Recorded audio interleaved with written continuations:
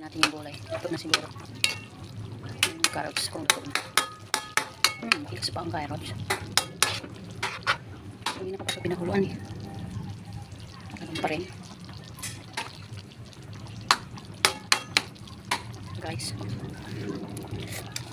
Ito tama na yung timpla. Yung chicken lang yung ano kung matigas. Nilambod na. Pasukin natin ang kutsilyo. Okay na. Lagay na natin si botsoy. Ay, botsoy. Pasok pa ako guys. Lagi lang ako nadidikit sa kawali. Dapat. Ay, yung gulay na yan. Request ng anak ko kay magbabaon daw siya ngayon. Trabaho na siya guys. Kapahinga siya ng isang buwan. December. Ayan. Ngayon may work na siya. Thank you Lord. Maraming salamat sa blessing. Trabaho na anak ko. Thank you. Ayan, magbabaon siya ngayon. Mamaya niyang ulam na yan.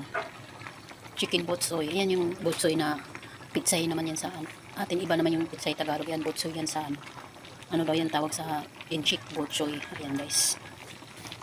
Ano natin siya.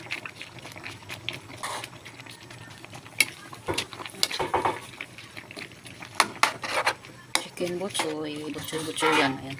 Chicken natin. Mahal pa rin yung chicken. Yung namaliki kami doon sa food kabila. Ito natin ng tubig. Ay, sabaw. Sinaubsan na. Malapot na siya lalo. 170 ngayon, 190. Hindi na bumaba yung chicken. Akala ko bumaba na, naging 150, 160 na. Ito lalo tumaas. 190 na. Ano nangyari sa kalibutan ngayon? Lalo tumaas yung mga bilihin. Hindi naman tumataas yung sahod guys. Yung bilihin yung tumataas. Ako.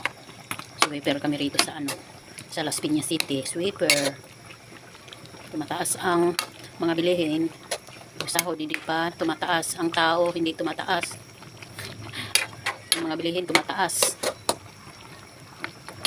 Ang sahod ganun pa rin. Ay, pero thank you pa rin Lord. Kahit pa paano may trabaho. Nakakabuhay-buhay rin lang sa pangdagdag din sa income. Thank you pa rin Lord. Maraming salamat sa blessing. At malakas kami malusog. Thank you. Bye bye. God bless you. Thank you sa blessing.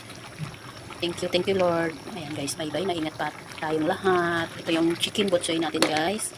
Ang finished product. At ayan, palambutin lang natin yung gulay sa mga siguro pang maya maya patay na natin. 10 minutes yan. Bye bye.